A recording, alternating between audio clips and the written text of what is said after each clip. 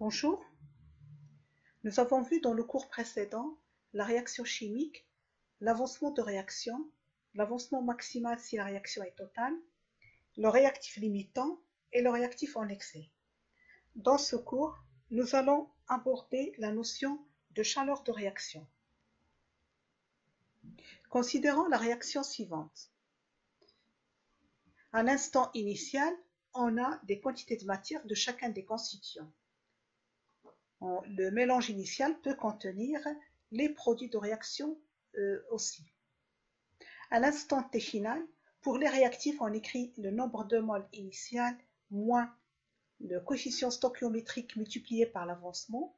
Et pour les produits, c'est le nombre de moles initial plus le coefficient stoichiométrique multiplié par l'avancement.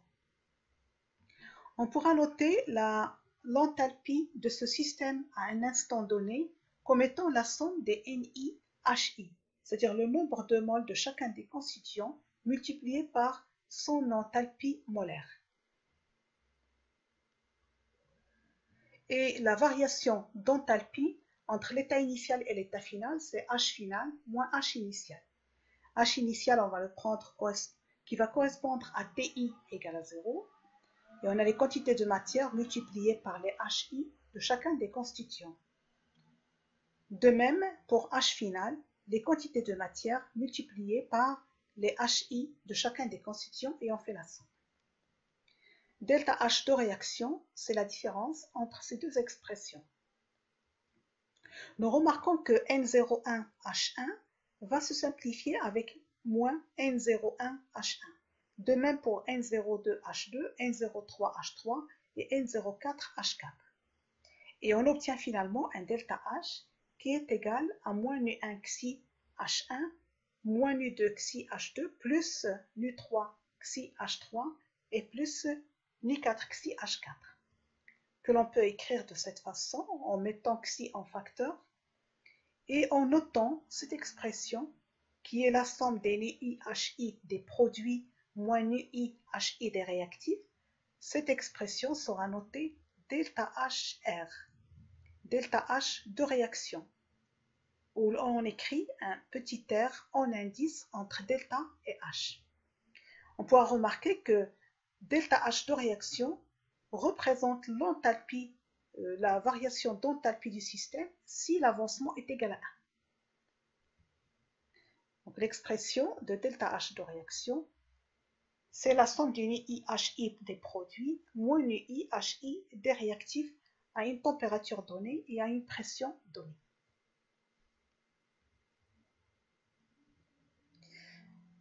Alors chaleur de réaction ou bien enthalpie de réaction à la température T est notée delta RHT. On met en indice la température. C'est la variation d'enthalpie correspondant à un avancement xi est égal à 1. Sa valeur dépend de la manière d'écrire la réaction. Son unité, c'est le kilojoule par mol. Considérons maintenant une réaction qui se déroule à pression constante. Le delta H du système réactionnel, la variation de l'enthalpie du système réactionnel à une température T, c'est la quantité de chaleur échangée à pression constante. C'est ce qu'on avait démontré dans les cours précédents. QP et qui peut être exprimé en fonction de delta H de réaction comme étant xi fois delta H de réaction. Donc la quantité de chaleur échangée à pression constante par un système réactionnel, c'est égal au delta H de réaction qui est donné pour une réaction donnée, multiplié par le coefficient, par l'avancement de la réaction. Et lorsqu'on travaille à volume constant, c'est-à-dire de façon isochore, la réaction se déroule à V constant et donc la variation de l'énergie interne à la température T, c'est QV, ce qu'on avait montré dans les cours précédents, et c'est égal à xi fois delta U de réaction. Lorsque la réaction dégage de la chaleur, c'est-à-dire si la quantité de chaleur est négative, QP ou bien QV, on dit que la réaction est exothermique. Si au contraire Q est positive, on dit que la réaction est endothermique. Examinons un exemple où l'on a la réaction de formation de l'eau liquide à partir de H2 et O2. Le mélange initial contient 4 moles de H2 et 2 moles de O2. En supposant la réaction totale, on voudrait calculer la chaleur échangée à pression constante.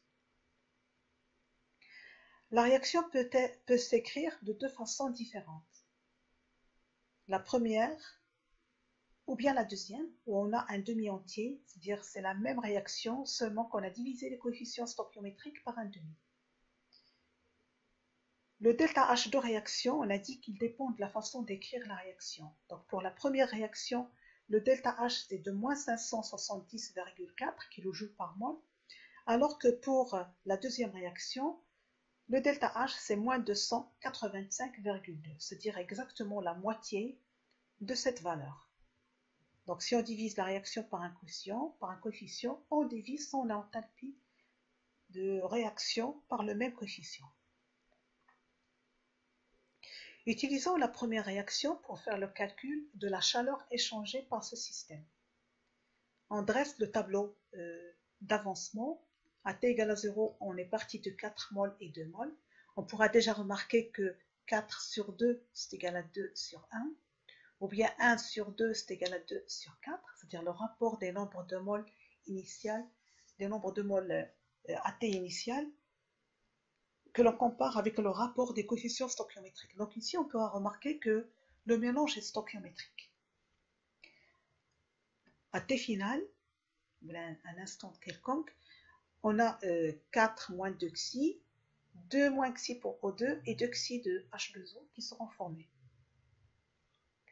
Donc, l'avancement maximal, c'est la réaction totale, on mettra 4 moins 2 xi égale à 0, ou bien 2 moins xi égale à 0, puisque le mélange est stoichiométrique, donc on pourra calculer l'avancement à partir de O2 ou bien à partir de H2.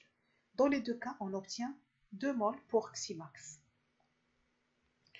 Pour avoir la quantité de chaleur dégagée ou bien échangée par le système réactionnel, c'est QP, puisqu'on travaille à P constante.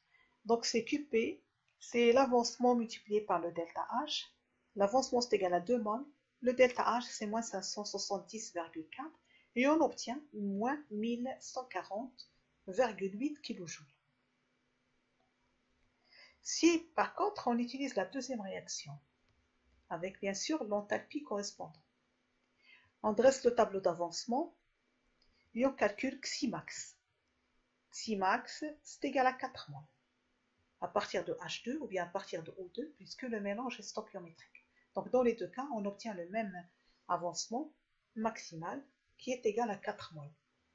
Alors la quantité de chaleur dégagée par le système réactionnel, QP, sera égale à xi de max fois delta H de réaction 2. Et donc si on fait le calcul, on trouve la même valeur de QP. Donc on peut conclure que puisque l'avancement dépend de la façon d'écrire la réaction et l'enthalpie de réaction dépend de la façon d'écrire la réaction, en fin de compte, la quantité de chaleur dégagée par le système réactionnel aura la même valeur.